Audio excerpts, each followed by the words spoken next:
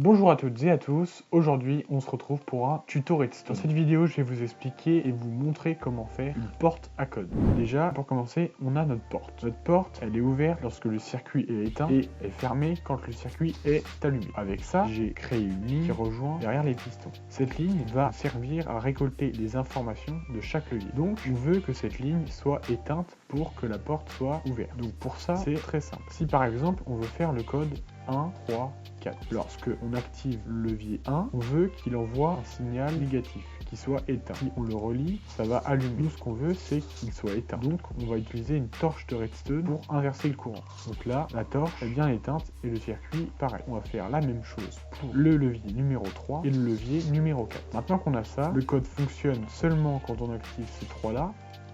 Mais si on active un autre levier, il fonctionne toujours. Pour que si on active un autre levier, la porte se referme, il faut juste que lorsqu'on active un mauvais levier, ce levier-là vienne alimenter tout simplement la ligne. Donc là, on voit bien, on a le code normal, 1, 3, 4. Donc là, toutes les torches sont éteintes et aucun mauvais levier n'est activé. Lorsqu'on active un mauvais levier, ça va venir alimenter le circuit et donc fermer la porte. Donc si vous voulez personnaliser ce code, vous avez juste à choisir un code. Par exemple, on va prendre le 2 et le 4 et on va venir derrière, enlever nos torches et le fil. On va garder notre ligne. Derrière le 2 et le 4, on va venir placer des torches. Et donc derrière les autres leviers, on va venir placer de la redstone. Comme ça, on a le même système qu'avant. Et les portes se referment bien quand le code n'est pas bon. Et là, le code ne fonctionnera qu'avec cette combinaison.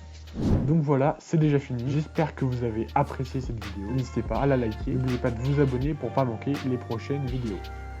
C'était LPP Gaming. Ciao!